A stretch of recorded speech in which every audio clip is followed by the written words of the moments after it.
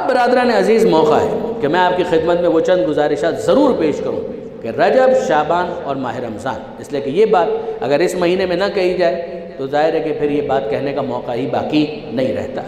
عجیب آپ نسبتوں کا فرق دیکھیں کہ رجب کے مہینے کو آل محمد سے منسوب کیا گیا اور کہا گیا کہ رجب اہل بیت کا مہینہ ہے۔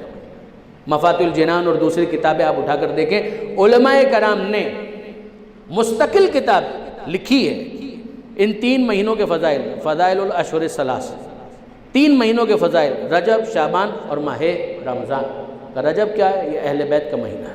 شعبان کیا ہے؟ کہ یہ اللہ کے رسول کا مہینہ ہے۔ اور رمضان کیا ہے؟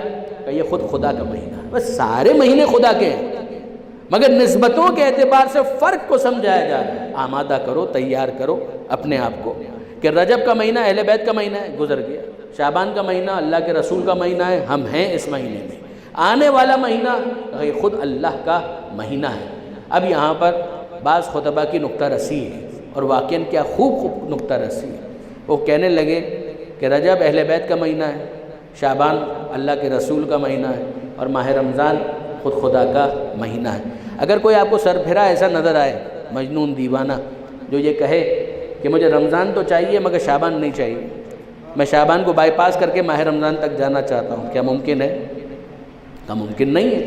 اچھا کوئی کہے کہ نہیں ٹھیک ہے شعبان اور ماہ رمضان تو ٹھیک ہے، مگر مجھے ماہ رجب سے چڑھ، رجب نہیں چاہیے، رجب کو بائی پاس کر کے میں براہ راست شعبان تک جانا چاہتا ہوں، کیا اس بات کا امکان ہے؟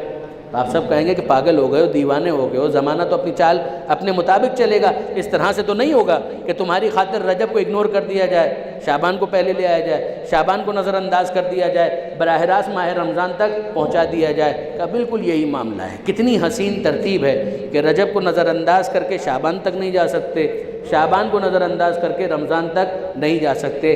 جس طرح رجب کو نظر انداز کر کے شعبان تک نہیں جا سکتے، اسی طرح سے اہل بیت کو نظر انداز کر کے رسول تک نہیں جا سکتے۔ جس طرح شعبان کو نظر انداز کر کے رمضان تک نہیں جا سکتے، اسی طرح رسول کو نظر انداز کرتے خدا تک نہیں جا سکتے۔ درود بھیجیے محمد و آل محمد۔